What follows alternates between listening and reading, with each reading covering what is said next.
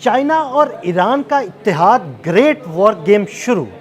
America को बांध कर मारने का पूरा प्लान तैयार कर लिया गया। ये प्लान क्या है, कैसे अमेरिका को शिकस्त दी जाएगी, इस बारे में आमिर रज़ा से बात करते हैं। आमिर भाई, एक ज़बरदस्त किस्म की खबर सामने आई है। ईरान, अब चाइना इत्तेहाद, अमेरिका को शिकस्त देने के लिए पूरा प्लान तरतीब दिया गया है। ये प्लान क्या है?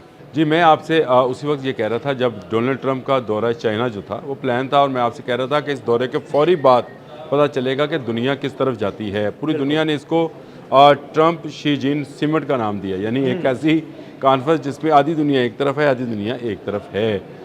इस दौरे में गो के ट्रंप ने कहा कि मैंने 200 बोइंग बेच ली है। हाँ जी, बिल्कुल।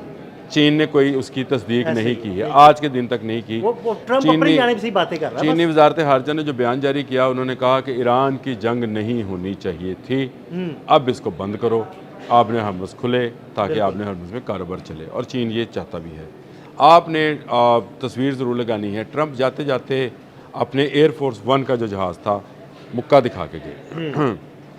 आ गई अपने तहाइफ, ये सारे उस पर सोशल मीडिया पे ये खबर है कि अपने तहाइफ भी शायद छोड़ गए, लेकिन वो खैर वो गैजेट्स उसमें ना हो, गैजेट्स थे या जो भी चीज़ें थी वो उन्होंने एक डस्टबिन रखी हुई थी, उसमें फेंकते रहे। उसमें फेंकते रहे। चले वो एक तरफ रखते हैं उस बात को कि वो किया उन्होंने। लेकिन इसके बाद जो ट्रंप ने जाते ही ईरान को वार्निंग जारी कर दी। ईरान ने इस वार्निंग के नतीजे में जो कदम उठाया है वो बताता है कि चीन और ईरान का अस्करी इत्तेहाद हो गया है। बिल्कुल। ये अस्करी इत्तेहाद जो है ये आने वाले दिनों में आपको अगले चंद रोज़ में नज़र आना शुरू होगा। गो डोनाल्ड ट्रंप ये मीडिया कॉन्फ्रेंस में कह चुके हैं कि चीन ने वादा किया है कि वो वेपन्स नहीं देगा। मैं ये पिछले 2 माह से कह रहा हूँ कि चीन वेपन नहीं देता है। बिल्कुल। चीन ने उनको इलेक्ट्रॉनिक वारफेयर के तरीके बताए हैं और उनको कुछ गैजेट्स दिए हैं जिसमें बाइडो शामिल है। असला उसको रशिया देता है। अच्छा, ये इस तरफ भी मैं आता हूँ, लेकिन आपको जो इस तरफ बताऊँ कि मुश्तबा खामनई ने इस शतरंज की चाल में, जो जंगी चाल है, इसमें उसने एक बड़ा मोहरा जो है वो इस्तेमाल कर लिया है। अच्छा। और वो मोहरा है बाकर कालिबोफ। बाकर कालिबोफ जिस सबको पता है कि अगर कोई ईरान से पलट कर जवाब देता है तो वो मसूद पेशकियान नहीं हैं, बिल्कुल, वो बाकर कालिबोफ हैं, जो कहते हैं कि जो कि एक तरह से समझें इस वक्त मुश्तबा खामनई या पासदारानी इनकलाब की पॉलिटिकल फेस हैं। बिल्कुल उनको एलची मुकर्रर किया गया है चीन के लिए। सही। ये है वो वार्निंग, ये है वो धमकी जो कि डोनाल्ड ट्रंप को दी गई है कि वो बंदा जो जंग से पीछे नहीं हट रहा वो बाकर कालिबोफ है। पूरी दुनिया में ये मुज़ाकरात करने के लिए भी बाकर कालिबोफ ही आए थे ना। हाँ जी, बिल्कुल। पाकिस्तान जो आए थे, ऐसे ही है। और बाकर कालिबोफ उनकी असम्बली के स्पीकर भी हैं और सबसे ज़्यादा पासदारानी इनकलाब के पसंदीदा लीडर हैं, लीडर भी है और बड़े जीदार लीडर। बड़े ज़िद्दार लीडर हैं। अब ये मसूद पेशकियान और अब्बास अरागची जैसी पॉलिसी नहीं रखते हैं, जो कि उनकी पॉलिसी भी ठीक ही होगी, क्योंकि वो चाहते ये हैं कि इन मामलात को मुज़ाकरात के ज़रिए हल किया जाए। लेकिन बाकर कालिबोफ वो शख्स हैं जो कि जिसको कहते हैं सरे मुँह, यानी बाल के कोने जितना भी वो न्यूक्लियर का जो ईंधन है, या उसको क्या कहेंगे, जो अफजुर्दा यूरेनियम है, वो देने को तैयार नहीं हैं, ऐसे ही है। जंग करने को तैयार हैं। और उनके बयानात पिछले 1.5-2 माह से जब से ये चीज़ें सामने आना शुरू हुई थी, जंग शुरू हुई थी, 40 रोज़ा जंग रही, सबसे ज़्यादा अग्रेसिव बाकर कालिबोफ ही वो रहे। हमेशा से ये कहते रहे कि भाई बदमाशी करोगे तो उसका मुंह तोड़ जवाब मिलेगा। और आपने हरमज़ा बक्की वाली पिछली वाली जो माजी वाली है, हाँ जी। उस सूरत हाल में कभी नहीं जाएगी। हमने ज़रा ढील दी रखी, हाँ जी। दुनिया ने ये समझा कि इनकी है, वो हमारी है। तो आपने हरमज़ उन 14 गुज़रगाहों में से एक गुज़रगाह है जो कि बहुत ही इंपॉर्टेंट है, और ख़ासकर गल्फ़ के लिए तो बहुत इंपॉर्टेंट है, हमारे रीजन के लिए भी बहुत इंपॉर्टेंट है। यहीं से सारी तजारत और तेल जो है आता और जाता है, गैस भी आती है। अब चीन जो है बराह रास्त मैं समझता हूँ बाकर कालिबोफ के चीन के लिए एलची मुकर्रर किए जाने को एक खुली धमकी, कोई अल्फाज इस्तेमाल नहीं किए मुश्तबा खामनई ने, मैं मार देंगा, मैं छड़ांगा नहीं, कुछ नहीं किया। उन्होंने जो डोनाल्ड ट्रंप की धमकी है कि आने वाले चंद दिन के अंदर ईरान अपना फैसला करे, नहीं तो उनके साथ बड़ा बुरा सलूक किया जाएगा। आज भी हाँ जी, आज भी बड़ा सख्त बयान है ट्रंप की जानिब से। ट्रंप का बयान है। लेकिन ये सारा मामला जो है अब चीन जो है वो संभाल चुका है, और चीन पहले भी असला नहीं दे रहा था। मैं दोबारा बता इसलिए रहा हूँ, मैं क्योंकि मैंने एक बात से लिंक करना है उसको, वो इसलिए बता रहा हूँ कि ईरान को शुमाली कोरिया और रूस जो हैं टेक्नोलॉजी देते हैं।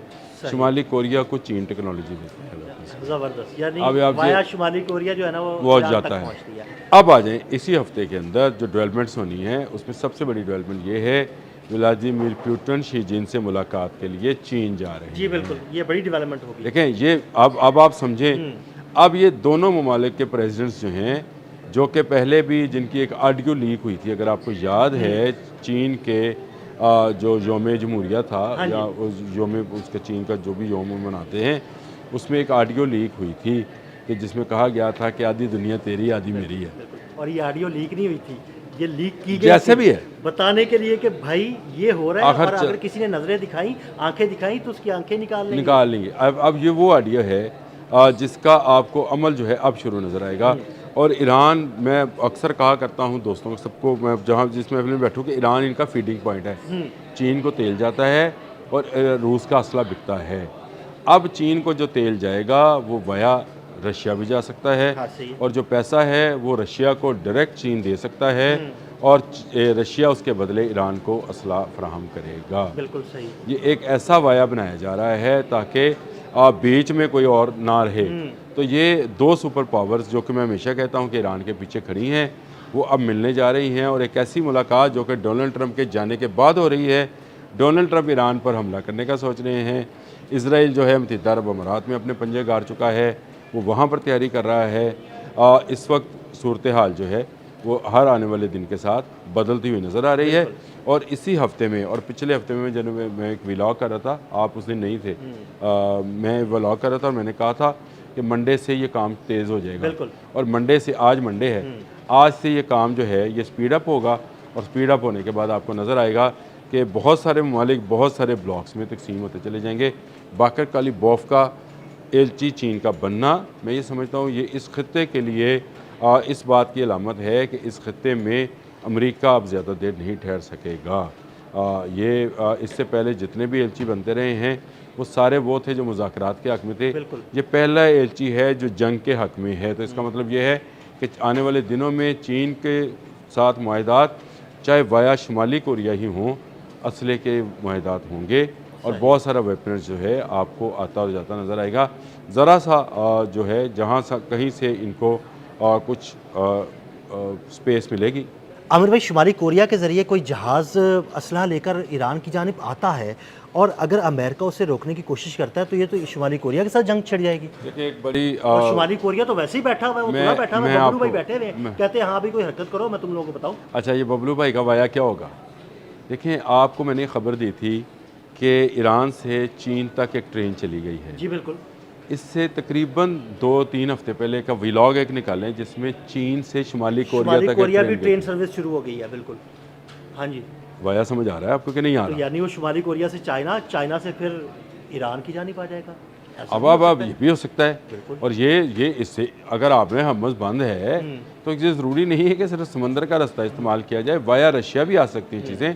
और वाया ये जो ट्रेन ट्रैक हैं जो कि शुमाली कोरिया से चीन तक शुरू किया गया है और ईरान से चीन तक है, तो ये आपस में चीन के अंदर तो दुनिया की सबसे बड़ा रेलवे सिस्टम है। बिल्कुल। उनकी तमाम ट्रेनें आपस में इंटरलिंक्ड हैं। उनकी पटरियाँ ऐसी नहीं हैं कि रास्ते में पहाड़ आ गया तो पटरी नहीं है, उनकी वो इंटरलिंक्ड है। तो अगर ये इस तरह का मामला भी हो सकता है, तो ये अमेरिका को इन्होंने घेर तो लिया है। अब इन्होंने फैसला ये करना है कि उसको किस तरीके से मारा जाएगा, यानी उसको मारने के लिए तरीक़ाकार क्या होगा। मुज़ाकरात तो अब नहीं रहे, मुझे लगता है कि मुज़ाकरात तो नहीं होंगे। मुश्किल ही लग रही है। हालांकि अमेरिका इस वक्त एग्री है कि अगर रशिया जो है वो यूरेनियम जो दफन है वो निकाल ले, जिसकी उसने डोनाल्ड ट्रंप ने कहा था कि चीन और अमेरिका के पास टेक्नोलॉजी है, उसको जिसको मैंने कहा था कि एडमी राड्स के अंदर है, वो उसको ब्लास्ट हो सकता है उसका। ऐसा ही है। तो वो निकालने के वो कह रहे हैं कि रशिया को निकाल कर दे दे। लेकिन मेरा ख्याल है रशिया और चीन ये फैसला कर चुके हैं कि ईरान के साथ मिलकर अमेरिका को मारा जाएगा और बहुत मारा जाएगा। और आप याद रखिएगा, आने वाले दिनों में, आप अगले माह में देखेंगे कि बहुत सारी इकॉनमी जो है अमेरिका से भी शिफ्ट हो जाएगी। कहीं यूरोप में जाएगी, कहीं रशिया में जाएगी और कहीं चीन में वापस चली जाएगी। ये है अमेरिका के लिए बड़ा सेटबैक है। और अमेरिकी लोगों के लिए मैं समझता हूँ कि आने वाले दिनों में ज़्यादा सख्त वक्त आने वाला है। बहुत शुक्रिया आमिर भाई। आमिर भाई ने इस मामले पर बड़ी तफसील के साथ रोशनी डाली। मज़ीद अपडेट्स के लिए हमें फॉलो करते रहें। अदील अहमद और आमिर रज़ा को इजाज़त दीजिएगा। अल्लाह हाफ़िज़।